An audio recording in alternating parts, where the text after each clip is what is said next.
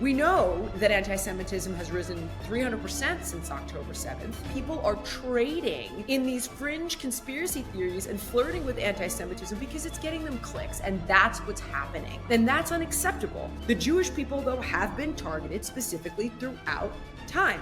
That is not a question. Hello, everyone, and welcome to another episode of the Western Spirit from Israel. Today, I am honored to have with me Jillian Michaels. Jillian, I don't even need to explain to everyone who Jillian is, but we'll just say it, health and wellness expert. I need some health and wellness. We spoke about this before, and sleep is the first one. But either way, Jillian, it's a true honor and privilege to speak with you. Oh, well, thank you. It's an honor to be here. So, Jillian, the reason why I thought of speaking to you, even though health and wellness is not actually, it's not really true. My family's very into health and wellness, just me. But the reason why I was thinking of speaking to you is I saw the clip of you walking off the set of the show that you were on when they basically started speaking about all these conspiracy theories about Israel, the Jews, this whole type of thing. And then I started looking at stuff that you said over the past year. And when we spoke about also privately about how what you think about what's happening in America with the Jewish people. So even before, just tell me what you think about being I'm Jewish openly. I grew up in an ultra-Orthodox community in Brooklyn, New York. I had the whole costume, but for Jews that aren't like what I was, what do you think they're going through in America now? Well, first of all, I'll address a little bit about my background. I'm actually 70% Arab. My father's Syrian and Lebanese, and my mom's father had some Turkish blood in there. But my grandmother on my mom's side was an Ashkenazi Jew who ran from the Germans. I grew up in the San Fernando Valley of California. Everybody was Jewish. Now, I wasn't raised with religion and was not told actually about my Jewish heritage until years later that I discovered it in a 23andMe. And when I asked my mom about it, it's quite a sad story. And she said that when she was a kid, because her mother was a war bride who, as I mentioned, had run from the Nazis, she told my mom, "Don't tell anybody we're Jewish." And it just kind of, nobody ever did. It was never spoken of. Nobody talked about it. And, we, as I mentioned, we did not have any religion in the household, no organized religion. So I respect all faiths, and I grew up pretty much with all Jews. So I have a lot of Jewish friends, as mentioned, and I have seen their concern and their alarm growing, not just in the United States, but also abroad in Europe, for example. My friends, I have a couple of friends who are Israeli, and their kids are no longer wearing the Star of David outside of the house. I was actually speaking to a podcaster in the States who's taken a super aggressive pro-Palestine position, and his co-host is Jewish, and she ended up admitting after the show, she's like, I get a little afraid to talk about being Jewish. Now, this has nothing to do with, in my opinion, the excuse of a legitimate critique of a government. That is a separate issue than what we are seeing happening in the States to Jews, and again, as mentioned, abroad. We know that anti-Semitism has risen 300% since October 7th.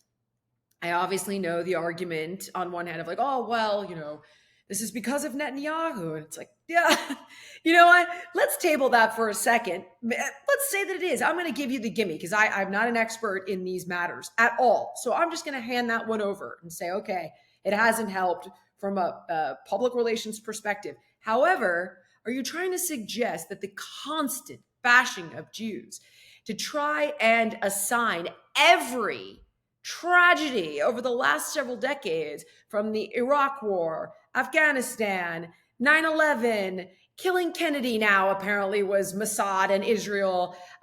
Charlie Kirk, if you think that is not begetting rampant anti-Semitism, you're naive. And people are trading in these fringe conspiracy theories and flirting with anti-Semitism because it's getting them clicks. And that's what's happening. And that's unacceptable. So, again, if somebody wants to engage in a legitimate criticism of the way Netanyahu has handled Gaza, I'm not going to be your person. I'm not an expert in this. I don't understand it. I want to see people stop dying on all sides. That's a great conversation for a Scott Jennings, a Dave Rubin, a Batya Ungar Sargon, a Ben Shapiro. The list goes on. It's not for me. What I can tell you is that anti-Semitism is gross and it is wrong.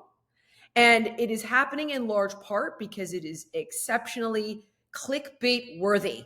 And again, this is when I refer to things like 9/11, killing Kennedy, killing Charlie Kirk, so on and so forth. But Jillian, I have just two things to say. Number one, the thought that that if, let's say, Netanyahu wasn't the prime minister, this would all go away seems to be like just not intellectually I honest. understand what you're saying. And I would also just say that in Israel, Netanyahu is very unpopular. So it's I I criticize him all the know. time. It's I didn't vote for his any party in his coalition. It's fine. It's fine to have protests in the streets here, but there's a difference between protesting Netanyahu and protesting the actual existence of Jews. So it's like I couldn't agree with you more. it's I'm sorry, I didn't mean to no, it's interrupt you. okay. Go And ahead. and the second thing is the conspiratorial way of thinking, which automatically goes to the Jews. So, like every single, I there's know. certain podcasters, influencers, whatever you want to call them, that every single thing that happens, somehow you'll get to the Jews very fast. Charlie Kirk gets killed. Gad Sad said Yeah, that. and Yes, you've seen that, he right? was on my show. We It's spoke six about it. degrees of Yeah, Jew. yeah. Oh, I love him so much. Yes, I keep interrupting you. No, it's okay, but I apologize. I'm going to stop talking. Go ahead. like Charlie Kirk gets murdered by a trans activist, whatever, a guy that thinks that his words are hurting him, whatever. We don't know exactly, but definitely wasn't. At least as of now, there's no evidence that it was the Mossad or None. something to do with Israel or whatever. Zero. But right away, they go Nada. looking for it and they Yeah. make it up if they need to, and it's very weird. Like after October 7th, what we had here, again, it doesn't even matter what Israel's response was, because even before Israel responded, my father lives in New York City still, and in Times Square, they were protesting, celebrating what happened here. And instead of, I know. it's just a very, very sad, it's actually very sad. It's very sad and very disturbing. And again, I want to be careful because I am not an expert in this. But when I interviewed Barry Weiss, she had a book. Forgive me, I cannot remember the name of it, but it was all about the history of anti-Semitism. I believe it came out in 2019, and it's insipid. It's omnipresent. It is historical, quite literally. And I wish I could speak in a more erudite fashion on this subject matter. I know enough to know the things that I just said. And that is why I think it is imperative to call out what you see as dangerous, reckless, and irresponsible. Not just honest to God, it doesn't have to just be about the Jews. If it's about gays, blacks, Islamophobia, none of that is okay. The Jewish people, though, have been targeted specifically throughout time. That is not a question. I couldn't tell you why, but it is unquestionable that it has gone on for thousands of By the years. way, I have to say that you, according to halacha, the Orthodox Jewish tradition, you are Jewish. Let me just put that out there. From your mother's side, it goes, I've been yeah. told. So you're Jewish, even if you're 70% non-Jewish, you are Jewish according to like the Jewish law. Um, I just had to say that. Um, Good. I have to. Another question that just pops into mind is that you, from your start of your career, you are in circles of people who maybe we can call them elites or people who have a lot of influence. You know people. You go on shows. We mentioned the show that you walked off because of what you felt you couldn't take anymore. Um, do you feel that it's becoming more and more acceptable in like a dinner party behind closed doors when you're not recording, where people will say bad things about Jews? Is it like more? Oh, unquestionably. Uh, Unquestionably. And it's also the stereotypes. And we saw this start. I can only speak to when I began to pay attention to it, because as I mentioned, I grew up in a very liberal part of America, and to be dead honest, racism wasn't cool. None of this othering was cool. This was not a thing that we did in California. It was heavily shunned upon, whether you were a black, brown, Jewish, so on and so forth. There was some homophobia up until the early 2000s that lived on a bit longer than racism and so on, but it was not a thing. So for me, when you start to be a fly on the wall, or you're sitting at a restaurant and you overhear another table say, "Ugh, pushy Jew," you're shocked, horrified, surprised. I saw this start with Kanye, to be dead honest. And of course, everybody was horrified and he was canceled and kicked out of polite society. But now, well, he did have a point. Well, you can see what he was talking about. And that is the concern. There's an envy I think. And again, whatever is kind of historically, I don't even know the right word, cemented, has become part of the collective unconscious. I don't know, that breeds this sort of anti-Semitism. But these comments that would have been unthinkable now get said offhand. And you see it, I see it most, to be dead honest with you, in new media. And there are names of podcasters on the far right in particular that I have sworn not to name, simply because I don't want to Yeah. elevate their We all know status. who they But are. you know, you all know who they Yeah. are. One young man in particular who is exceptionally alarming, and you're seeing him on major platforms. Now, I am against cancel culture. I am for the First Amendment in our country. It's a beautiful and exceptionally important thing. I don't think his platform of hatred should be taken away as long as he's not inciting violence. But I also don't think mainstreaming these messages is responsible. And again, when you do that, you start to see people kind of, oh, yeah, they do run everything. They are, and it taps into this jealousy and this envy and this hatred. And they buy into, oh, hold on. The Jews are the reason that my son died in Afghanistan. It's like, no, dude, this is crazy. No, I don't know if I'm sure you saw this. Coleman Hughes recently debated Dave Smith. And when he started talking about the lobby, I believe in the years of Afghanistan and Iraq, that Israel had like an $18 million lobby that was less than the Dentists Association. I thought, see, this is why you need to be an expert to talk about this, because that's the kind of knowledge I don't have to refute. I can just tell you the difference between wrong and right. And this casual anti Semitism is wrong, Yes. period.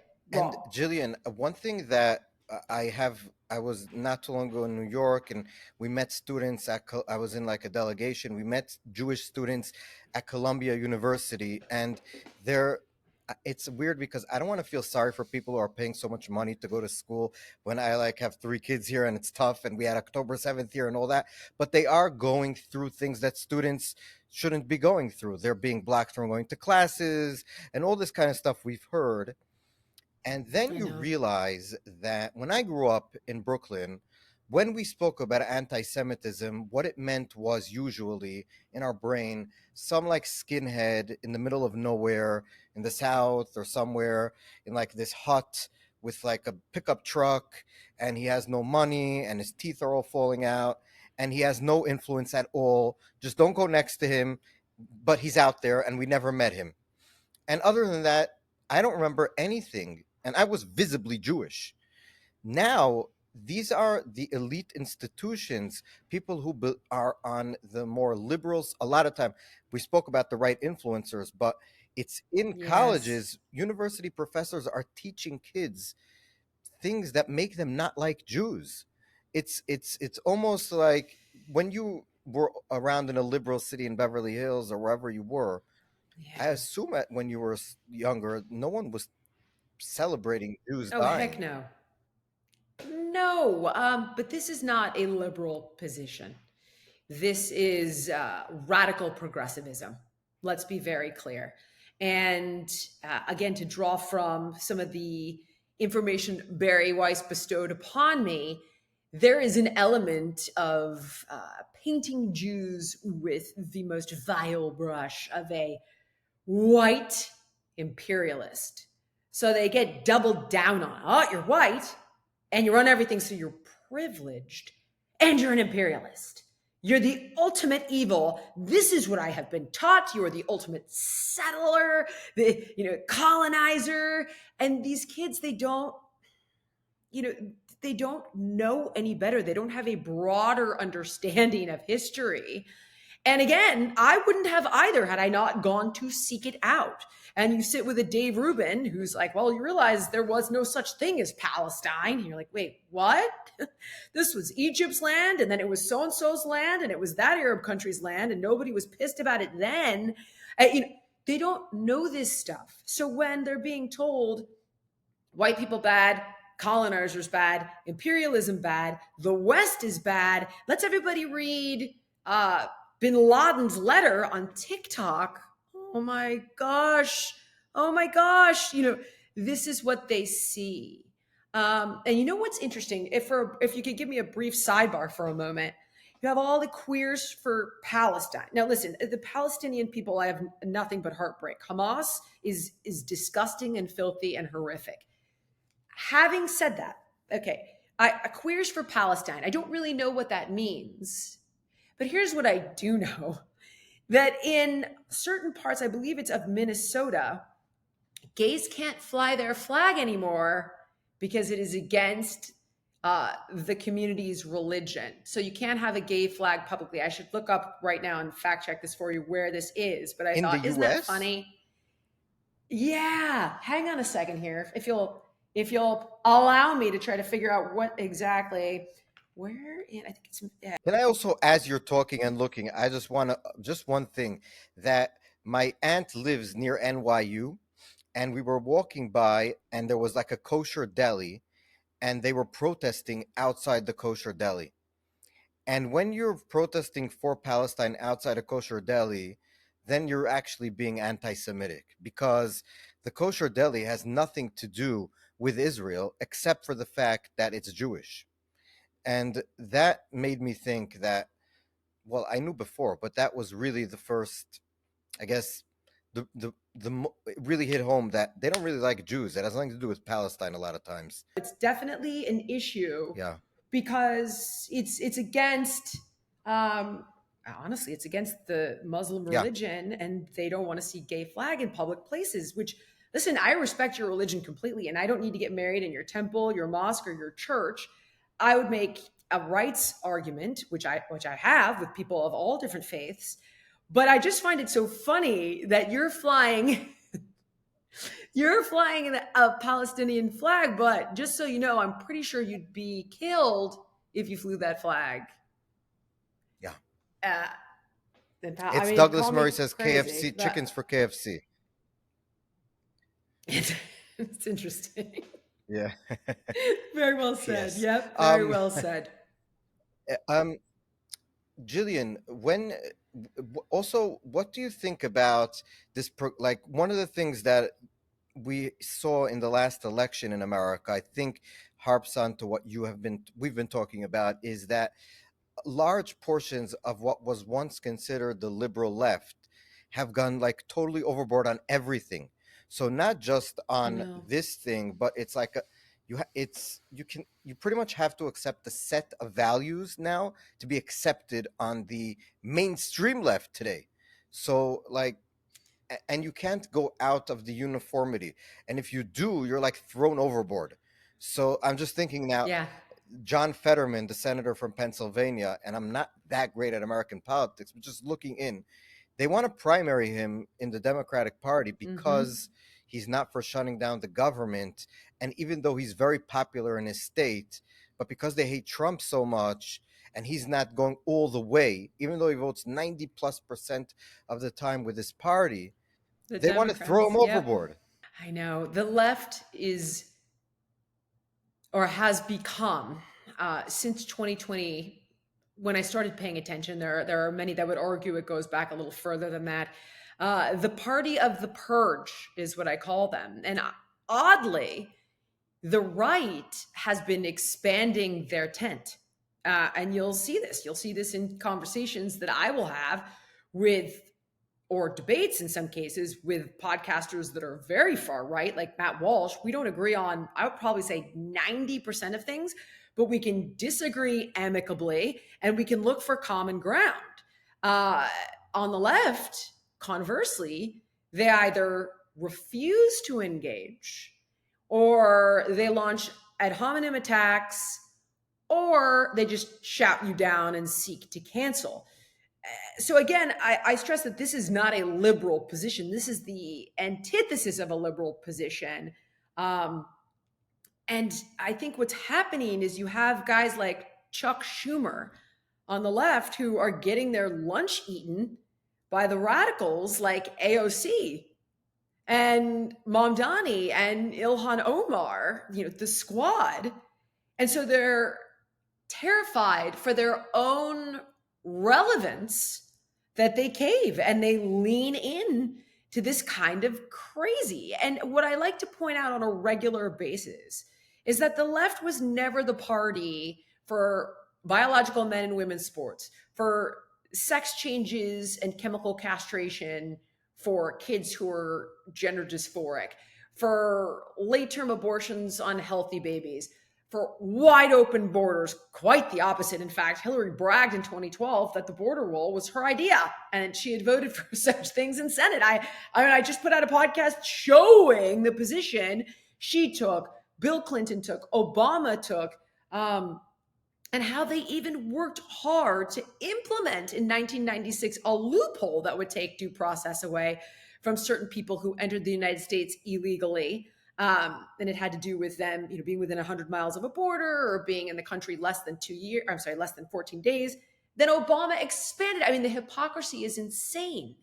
But it's as though the left, the establishment, sees what gets traction, and they're so busy trying to get their party behind them, they don't realize how they're alienating everybody from the middle all the way to the right of that spectrum, or they don't care. And I'll give you one more example. After the election, when Trump won everything, all the swing states, the popular vote, the whole kit and caboodle, so many of us were hopeful that the left would say, all right, you know what? This is the canary in the coal mine. It's dead on the ground. We got to reverse course here. Let's move more to the middle. Instead, they moved so much farther to the left. And Gavin Newsom saw this, who's the governor of California. And he began speaking to conservatives on his newly formed podcast in order to become the next Joe Rogan, because the left is looking for their version of Joe Rogan because they purged him too. By the way, he was pro Bernie Sanders, for goodness sake. So when that didn't poll properly, he's now the face of the opposition. He has Charlie Kirk on his show telling him, my son adores you. My son thinks you're the cat's meow. My son wanted to stay home from school, Charlie, to meet you. He loves you so much. Never brought that up again. And then recently was on a podcast talking about his son and how his son is a fan of Charlie Kirk's. And he's like, well, he's not a fan really. He's just familiar with Charlie Kirk. And I thought, you little weasel, you cowardly little weasel. And that's the goal though, right? He knows better, but he's going where there's traction. And the traction is that the tail wags the dog. So the far left is forcing the moderates over in order to get the backing of the party and not be purged, as you've seen, but it's costing them in the general election and in the court of common sense. Thank God, by the way. Also, like, Donald Trump ran as a centrist, I think, pretty much on all the actual issues. Like, he took out the abortion planks totally from the platform. He did not talk at all about LGBTQ issues, pretty much, except for the sports and the children, which is a 70 plus issue. I think percent of Americans agree that children shouldn't be on, puberty blockers and all this thing. Not that I'm that familiar with it, but it just seems like an obvious thing. Um, but That one I could familiar. That one I am an expert in. If yes, you want I to go, know. ahead. So No, but what I I mean could is, tell you, yeah. bad. Yes, exactly. Yeah, And bad. everyone Very pretty bad. much with the normal brain understands like leave the kids alone, right? It's not Yeah. that rocket science, I think, from an Israeli that has a lot of kids. Everyone here has kids in Israel and no one is putting them pretty much on hormones. I'm sorry, but just that's the way it is. We don't and I Yeah. spoke with Gad Sad about this. Why Israelis, there's no wokeness in Israel. Like even the most secular leftist Israelis have no wokeness in them, Interesting. but and he said that he Wow. thinks that because we're like right across the fence, people want to kill us. You don't have the luxury of being woke, because if you are woke, you let your guard down and people are going to come kill you.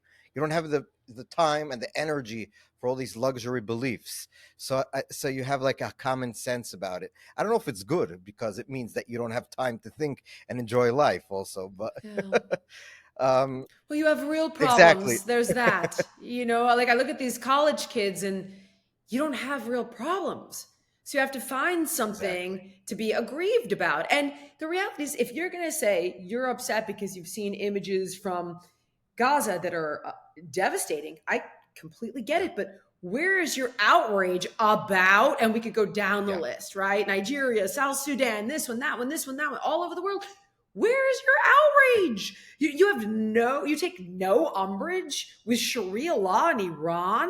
Like when they beat that young girl to death because hair stuck out of her freaking hijab? Like, where is your outrage? Yes. So this is just, they don't, I think you make a great point, is there's just no, you don't have the luxury of pseudo problems Yes. and selective outrage in Israel, I would imagine. Yeah, we have some universities, but it's really and they have in certain, I guess, departments, but pretty much by and large, most people, because like October 7th happened.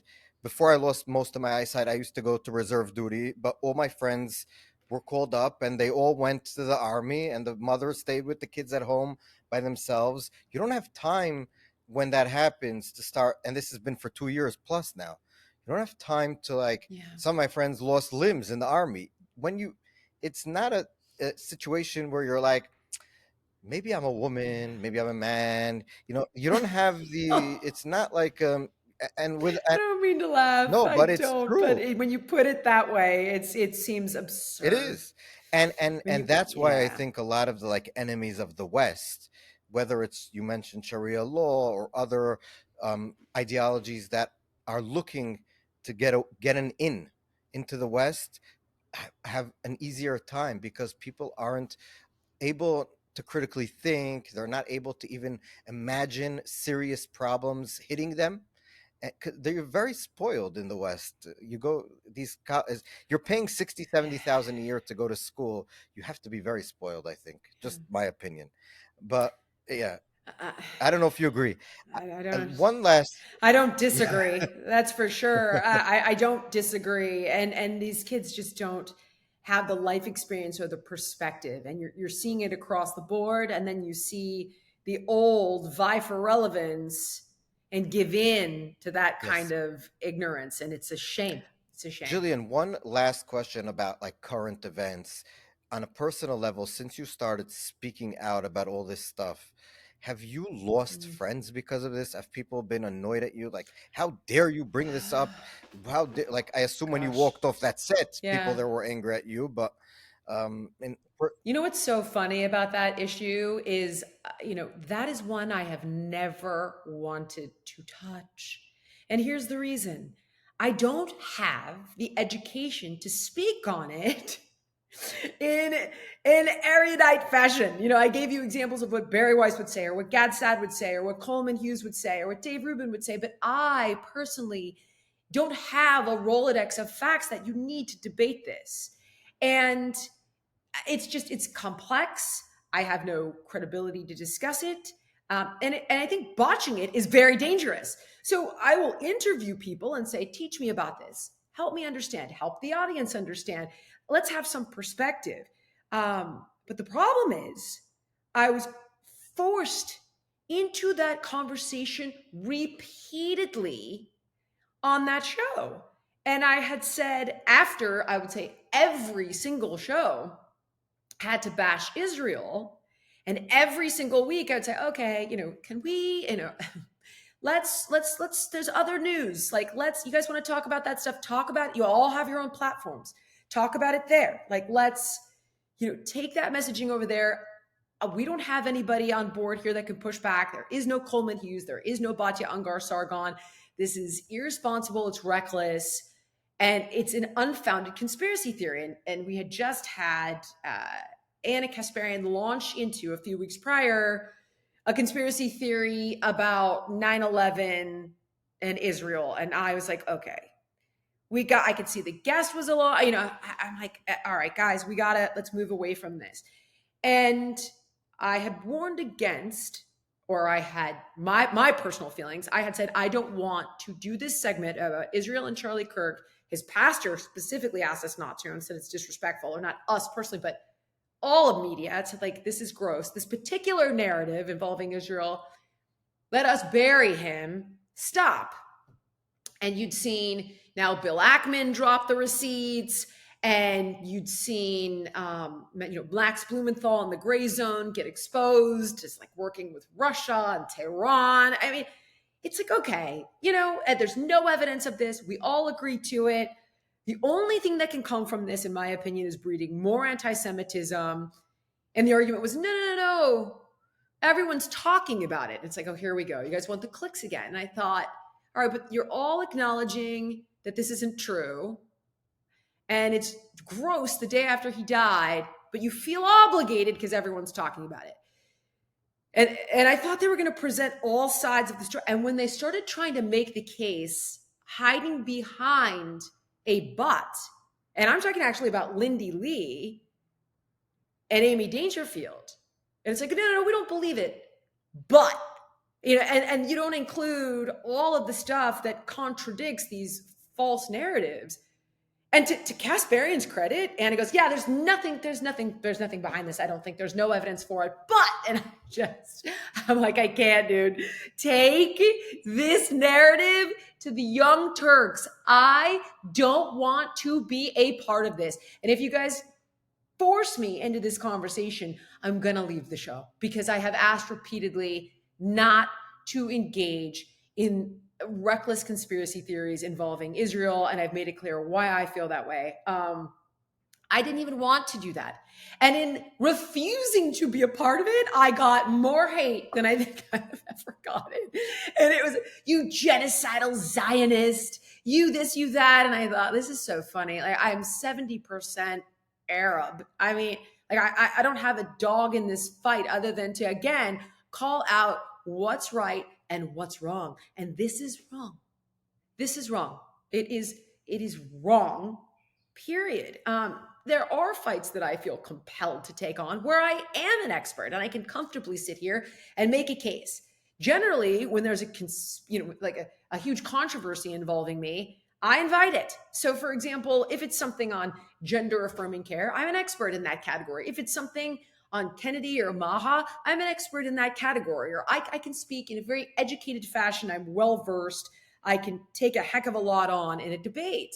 And you feel an obligation to do so. Or whether it's race in America, I have got a black kid and a white kid, and I'm worried about both of them and witnessing a race war in our lifetime. I'm worried about this. This is a problem, what I'm seeing going on in our country. So as a mom and as a global citizen, you feel an obligation. It began with health. When health became a political football, I got dragged in. And then there's links to it, right? So it's like the biological males in sports. Well, I owned a sports medicine facility. I can take that one on. Well, okay, now we're using cancer drugs off-label to treat gender dysphoria. Well, I mean, I know a lot about this field, and I've interviewed a million doctors. I can speak to that one. And then you just kind of get pulled into it. This one, ironically, I had avoided.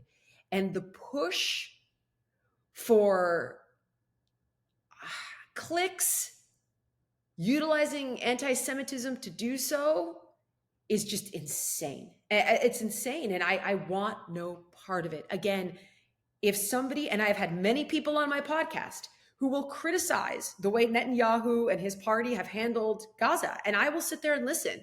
If I have information to the contrary, I'll put it forward. If I don't, I will sit there and I will listen.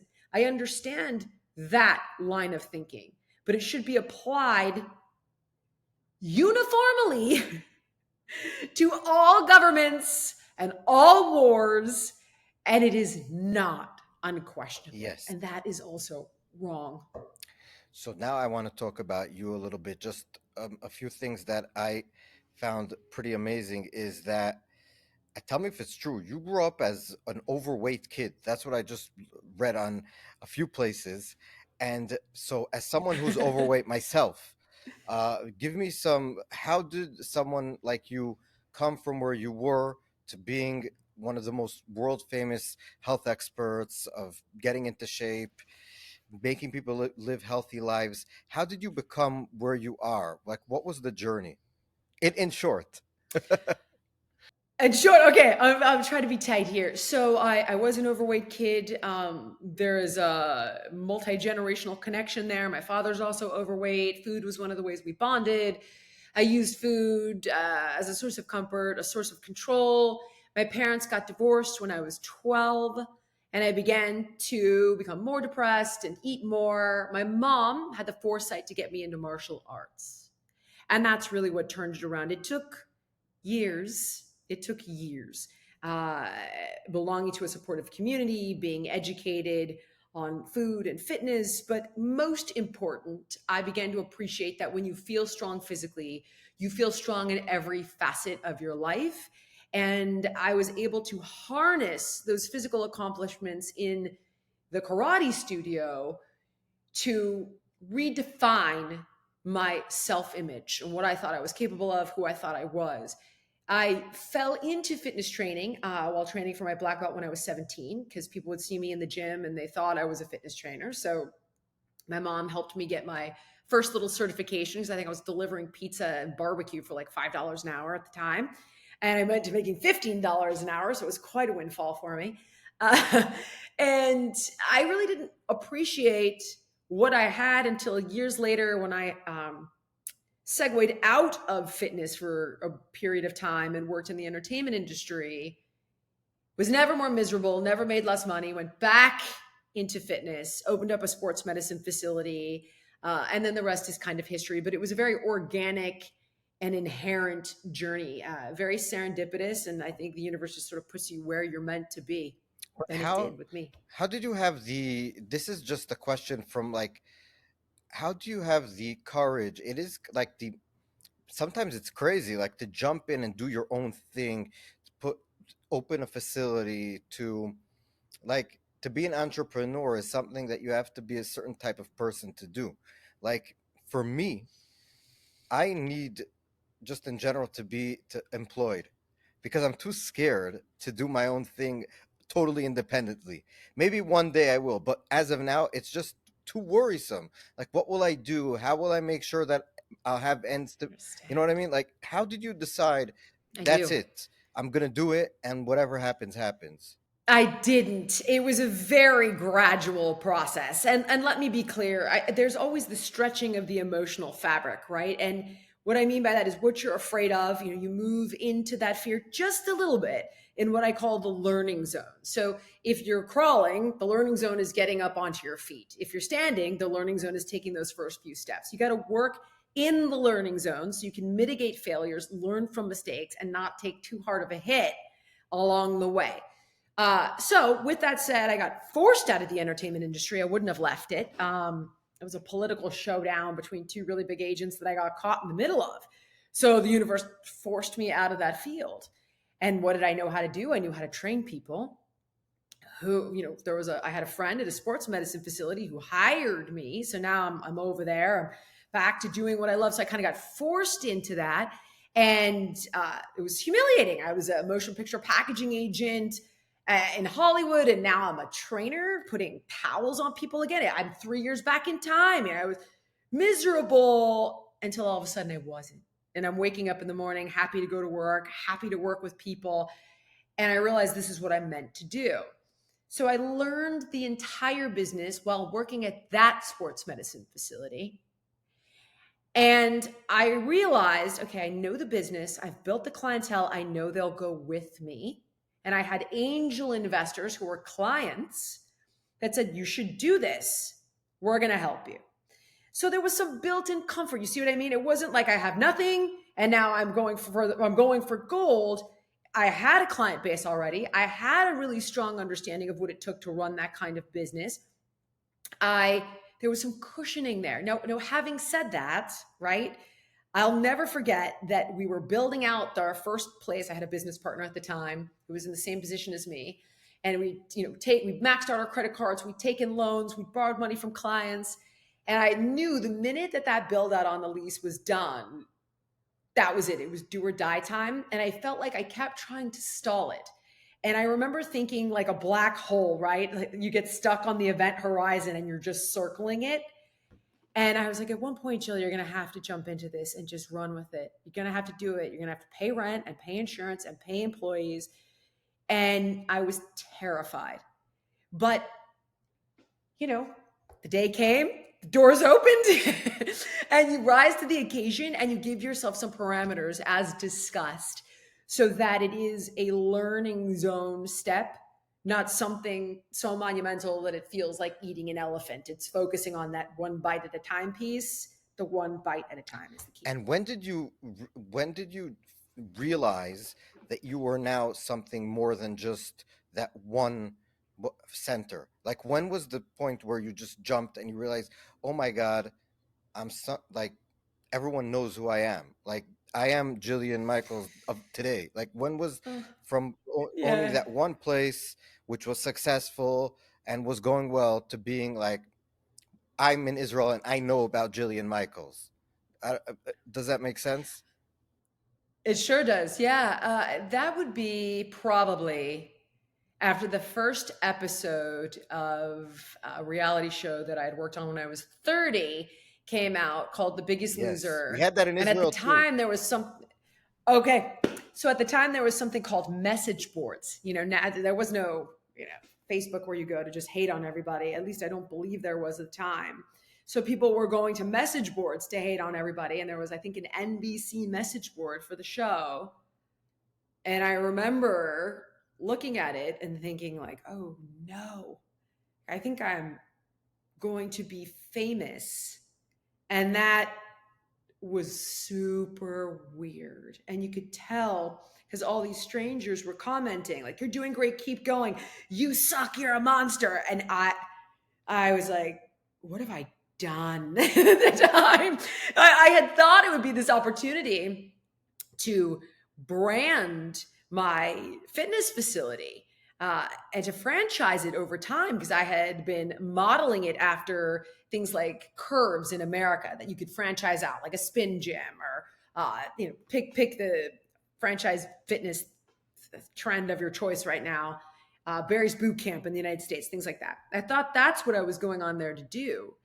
And when I read those message boards, I realized, oh my God, this is actually about me. What does that mean? That was the moment. And for sure. Did it really like change your world and the way you lived, the way you looked at people?